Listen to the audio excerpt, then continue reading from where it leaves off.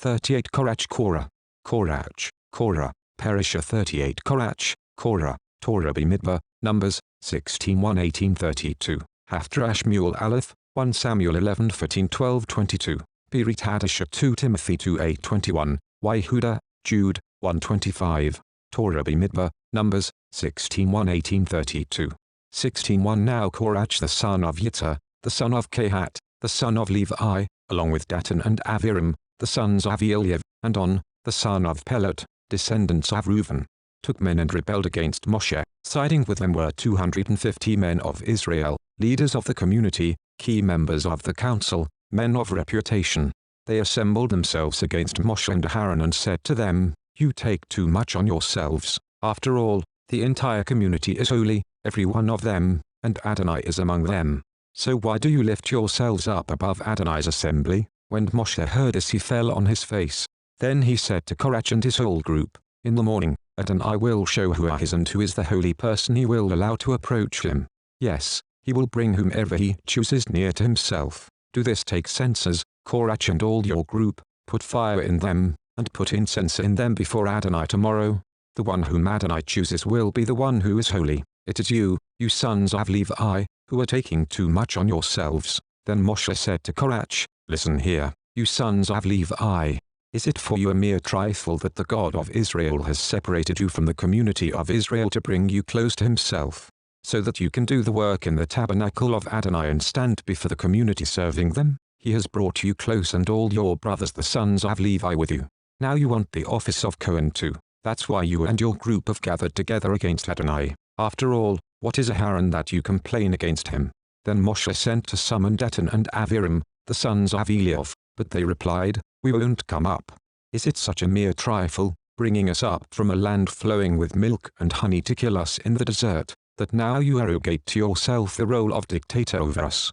You haven't at all brought us into a land flowing with milk and honey, and you haven't put us in possession of fields and vineyards. Do you think you can gouge out these men's eyes and blind them? We won't come up." Moshe was very angry and said to Adonai, "Don't accept their grain offering. I haven't taken one donkey from them. I've done nothing wrong to any of them." Moshe said to Korach, "You and your group, be there before Adonai tomorrow, they and Aaron. Each of you take his fire pan and put incense in it. Every one of you, bring before Adonai his fire pan, 250 fire pans, you two, and Aaron each one his fire pan." Each man took his fire pan, put fire in it, laid incense on it and stood at the entrance to the tent of meeting with Moshe and Aaron. Korach assembled all the group who were against them at the entrance to the tent of meeting. Then the glory of Adonai appeared to the whole assembly. Adonai said to Moshe and Aaron, "Separate yourselves from this assembly. I'm going to destroy them right now." They fell on their faces and said, "O God, God of the spirits of all humankind, if one person sins, are you going to be angry with the entire assembly?" Adonai answered Moshe, "Tell the assembly to move away from the homes of Korach, Datan and Aviram." Moshe got up and went to Datan and Aviram, and the leaders of Israel followed him. There he said to the assembly, "Leave the tents of these wicked men, don't touch anything that belongs to them, or you may be swept away in all their sins." So they moved away from all around the area where Korach, Datan and Aviram lived. Then Datan and Aviram came out and stood at the entrance to their tents with their wives, sons and little ones. Moshe said, "Here is how you will know that Adonai has sent me to do all these things and that I haven't done them out of my own ambition. If these men die a natural death like other people, only sharing the fate common to all humanity, then Adonai has not sent me. But if Adonai does something new, if the ground opens up and swallows them with everything they own, and they go down alive to Sheol, then you will understand that these men have had contempt for Adonai." The moment he finished speaking, the ground under them split apart, the earth opened its mouth and swallowed them up with their households, all the people who had sided with Korach and everything they owned. So they and everything they owned went down alive into Sheol. The earth closed over them and their existence in the community ceased. All Israel around them fled at their shrieks, shouting, "The earth might swallow us too." Then fire came out from Adonai and destroyed the 250 men who had offered the incense.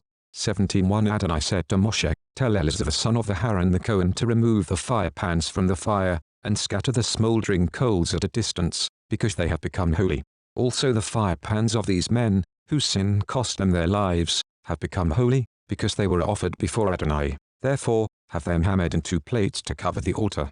This will be a sign for the people of Israel.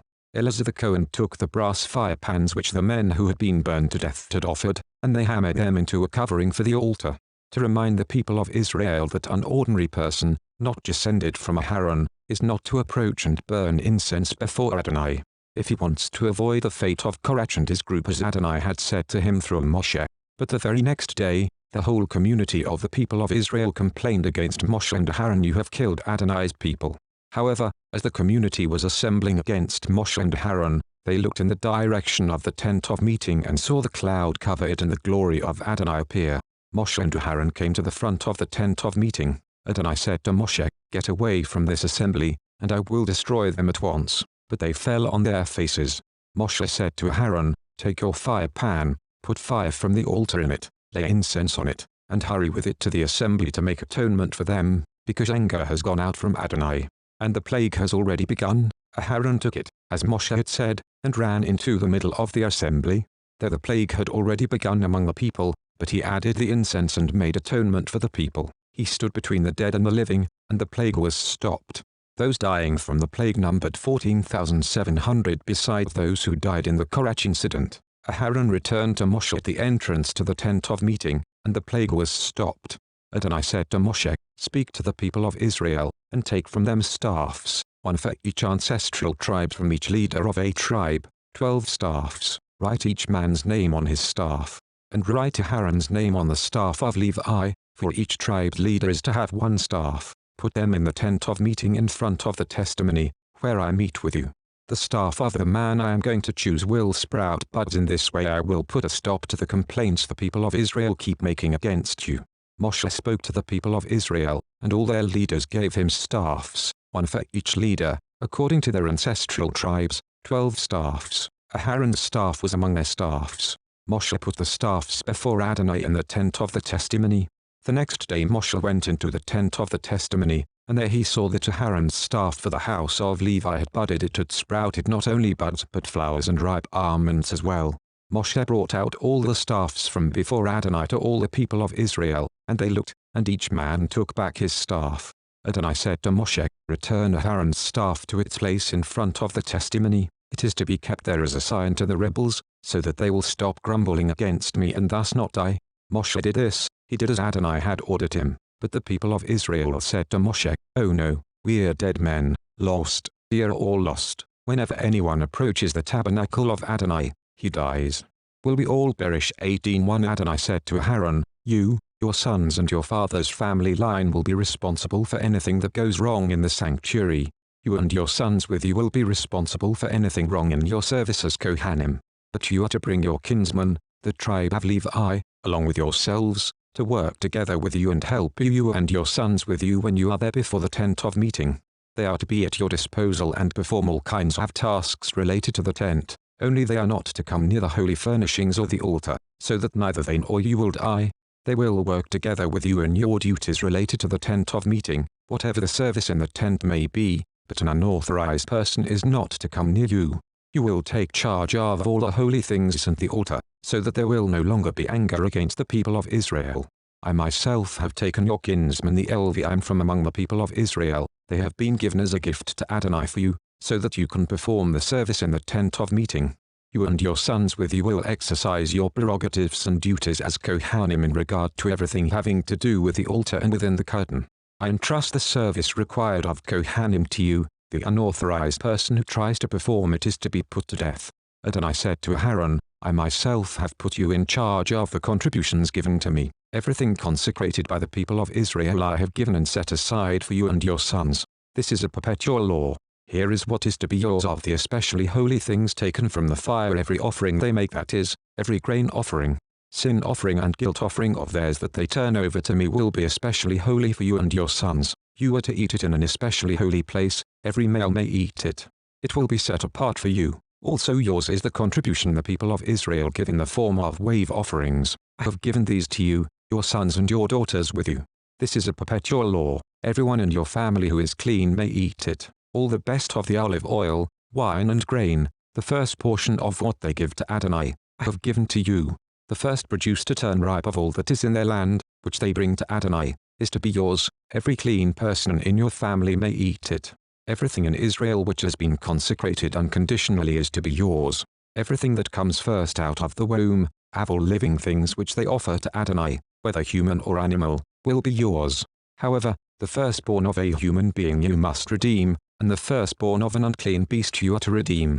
The sum to be paid for redeeming anyone a month old or over is to be 5 shekels of silver, 2 ounces, as you value it, using the sanctuary shekel. This is the same as 20 gerahs. But the firstborn of an ox, sheep or goat you are not to redeem. They are holy, you are to splash their blood against the altar and make their fat go up in smoke as an offering made by fire, as a fragrant aroma for Adonai. Their meat will be yours, like the breast that is waved and the right thigh they will be yours.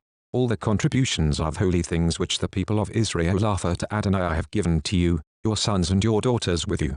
This is a perpetual law, an eternal covenant of salt before Adonai for you and your descendants with you. Adonai said to Aaron, you are not to have any inheritance or portion in their land. I am your portion and inheritance among the people of Israel. To the descendants of Levi I have given the entire tenth of the produce collected in Israel. It is their inheritance in payment for the service they render in the tent of meeting. From now on, the people of Israel are not to approach the tent of meeting, so that they will not bear the consequences of their sin, and only the Levim are to perform the service in the tent of meeting, and they will be responsible for whatever they do wrong. This is to be a permanent regulation through all your generations. They are to have no inheritance among the people of Israel, because I have given to the Levim as their inheritance the tenths of the produce which the people of Israel set aside as a gift for Adonai. This is why I have said to them that they are to have no inheritance among the people of Israel. Adonai said to Moshe, tell the Levim, when you take from the people of Israel a tenth of the produce which I have given you from them as your inheritance, you are to set aside from it a gift for Adonai, 1/10 of the tenth. The gift you set aside will be accounted to you as if it were a grain from the threshing floor and grape juice from the wine vat. In this way you will set aside a gift for Adonai from all your tenths that you receive from the people of Israel. And from these tenths you are to give to Aaron the Kohen the gift set aside for Adonai. From everything given to you, you are to set aside all that is due Adonai, the best part of it, its holy portion. Mafti, 30 Therefore you are to tell them, when you set aside from it its best part, it will be accounted to the Levim as if it were a grain from the threshing floor and grape juice from the wine vat. You may eat it anywhere, you and your households, because it is your payment in return for your service in the tent of meeting. Moreover, because you will have set aside from it its best parts, you will not be committing any sin because of it. For you are not to profane the holy things of the people of Israel, or you will die. Haftarah Shmuel Alef, 1 Samuel 11:14 12:22. 11:14 Then Shmuel said to the people, Come, let's go to Gilgal and inaugurate the kingship there. So all the people went to Gilgal, and there in Gilgal, before Adonai, they made Shaul king. They presented sacrifices as peace offerings before Adonai there, and there Shaul and all the people of Israel celebrated with great joy. 12:1 Shmuel said to all Israel, Here, I have done everything you asked me to do. I have made a king over you. There is the king, walking ahead of you, but I am old and grey-headed. There are my sons with you, and I have walked at your head from when I was a boy until today, so here I am. Now is the time to witness against me before Adonai and before his anointed king. Does any of you think I have taken your ox or donkey, defrauded or oppressed you, or accepted a bribe to deprive you of justice? Tell me, and I will restore it to you. They answered, You haven't defrauded or oppressed us, and you have accepted nothing from anyone. He said, Adonai is witness against you, and his anointed king is witness against you today, that you have found nothing in my hands. They replied, He is witness. Shmuel said to the people, It was Adonai who appointed Moshe and Aaron and who brought your ancestors up from the land of Egypt. Now, hold still, because I am going to enter into judgment with you before Adonai regarding all the righteous acts of Adonai that he did for you and your ancestors. After Yaakov had entered Egypt, your ancestors cried to Adonai, and Adonai sent Moshe and Aaron, who brought your ancestors out of Egypt and had them live here in this place. But they forgot Adonai their God, so he handed them over to Sisera, commander of the army of Hatzor, and to the Pelishtim, and to the king of Mov, and they fought against them. But they cried to Adonai and said, We sinned by abandoning Adonai and serving the Baalim and Ashtoreth. But now, if you rescue us from the power of our enemies, we will serve you. So Adonai sent Jerubbaal, Bedan, Yiftach and Shmuel and rescued you from the power of your enemies on every side, and you lived securely. When you saw that Nachash the king of the people of Ammon was attacking you, you said to me, No, We want a king to rule over us when Adonai your God was your king. Now, here's the king you have chosen, the one you asked for. See, Adonai has put a king over you. If you will fear Adonai, serve him. Obey what he says and not rebel against Adonai's orders. If both you and the king ruling you remain followers of Adonai your God, then things will go well for you.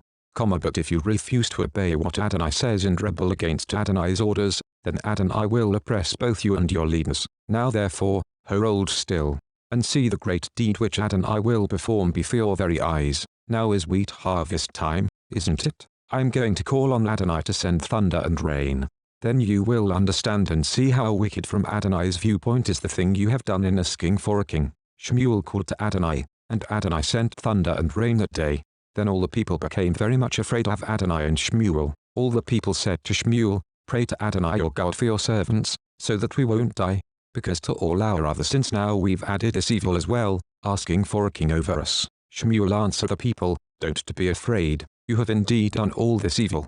Yet now, just don't turn away from following Adonai, but serve Adonai with all your heart. Don't turn to the side, because then you would go after useless things that can neither help nor rescue. They are so futile. For the sake of his great reputation, Adonai will not abandon his people, because it has pleased Adonai to make you a people for himself." Berit Hadashah 2 Timothy 2:8-21, Yehuda, Jude, 1:25. 2 Timothy 2:8. Remember Yeshua the Messiah, who was raised from the dead, who was a descendant of David. This is the good news I proclaim, and for which I am suffering to the point of being bound in chains. But the word of God is not bound in chains. Why do I persevere through it all? For the sake of those who have been chosen, so that they too may obtain the deliverance that comes through the Messiah Yeshua, with eternal glory. Here is a statement you can trust. If we have died with him, we will also live with him. If we persevere, we will also rule with him. If we disown him, he will also disown us. If we are faithless, he remains faithful, for he cannot disown himself. Keep reminding people of this, and charge them solemnly before the Lord not to engage in word battles. They accomplish nothing useful and are a catastrophe for the hearers. Do all you can to present yourself to God as someone worthy of his approval, as a worker with no need to be ashamed, because he deals straightforwardly with the word of the truth. But keep away from godless babbling, for those who engage in it will only become more ungodly, and their teaching will eat away at people like Gangrene. Hymenaeus and Philetus are among these. They have missed the mark, as far as the truth is concerned, by saying that our resurrection has already taken place, and they are overturning some people's faith. Nevertheless, God's firm foundation stands, stamped with these words, "The Lord knows his own," and, "Let everyone who claims he belongs to the Lord, stand apart from wrongdoing." In a large house there are dishes and pots not only of gold and silver, but also of wood and clay, that is, some are meant for honorable use and some for dishonorable. If a person keeps himself free of defilement by the latter, he will be a vessel set aside for honorable use by the master of the house and ready for every kind of good work. Jude, 1 from Yehuda, a slave of Yeshua the Messiah and the brother of Yaakov, to those who have been called, who are loved by God the Father and kept for Yeshua the Messiah. May mercy, love and shalom be yours in full measure. Dear friends, I was busily at work writing to you about the salvation we share, when I found it necessary to write, urging you to keep contending earnestly for the faith which was once and for all passed on to God's people.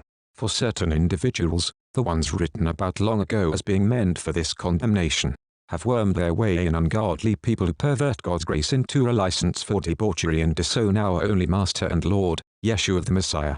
Since you already know all this, my purpose is only to remind you that Adonai, who once delivered the people from Egypt, later destroyed those who did not trust, and the angels that did not keep within their original authority, but abandoned their proper sphere, he has kept in darkness, bound with everlasting chains for the judgment of the great day. And Estom, Amorah and the surrounding cities, following a pattern like theirs, committing sexual sins and perversions, lie exposed as a warning of the everlasting fire awaiting those who must undergo punishment. Likewise, these people, with their visions, defile their own flesh, despise godly authority and insult angelic beings. When Michael, one of the ruling angels, took issue with the adversary, arguing over the body of Moshe, he did not dare bring against him an insulting charge, but said, "May Adonai rebuke you." However, these people insult anything they don't understand, and what they do understand naturally, without thinking. Like animals by these things they are destroyed. Woe to them, in that they have walked the road of Cain, They have given themselves over for money to the error of Balaam, they have been destroyed in the rebellion of Korach. These men are filthy spots at your festive gatherings meant to foster love, they share your meals without a qualm, while caring only for themselves. They are waterless clouds carried along by the winds, trees without fruit even in autumn, and doubly dead because they have been uprooted. Savage sea waves heaving forth their shameful deeds like foam, wandering stars for whom the blackest darkness has been reserved forever. Moreover, Hanok, in the 7th generation starting with Adam, also prophesied about these men, saying, Look, Adonai came with his myriads of holy ones to execute judgment against everyone, that is, to convict all the godless for their godless deeds which they have done in such a godless way, and for all the harsh words these godless sinners have spoken against him. These people are grumblers and complainers, they follow their evil passions, their mouths speak grandiosities, and they flatter others to gain advantage. But you, dear friends, keep in mind the words spoken in advance by the emissaries of our Lord Yeshua the Messiah. They told you, during the Atcherit Hayamim there will be scoffers following their own godless passions. These are the people who cause divisions. They are controlled by their impulses, because they don't have the Spirit. But you, dear friends, build yourselves up in your most holy faith, and pray in union with the Ruach HaKodesh. Thus keep yourselves in God's love, as you wait for our Lord Yeshua the Messiah to give you the mercy that leads to eternal life. Rebuke some who are disputing. Save others, snatching them out of the fire, and to yet others, show mercy, but with fear, hating even the clothes stained by their vices. Now, to the one who can keep you from falling, and set you without defect and full of joy, in the presence of Ishtina, to God alone, our deliverer, through Yeshua the Messiah, our Lord, be glory, majesty, power and authority, before all time, now and forever. Amen.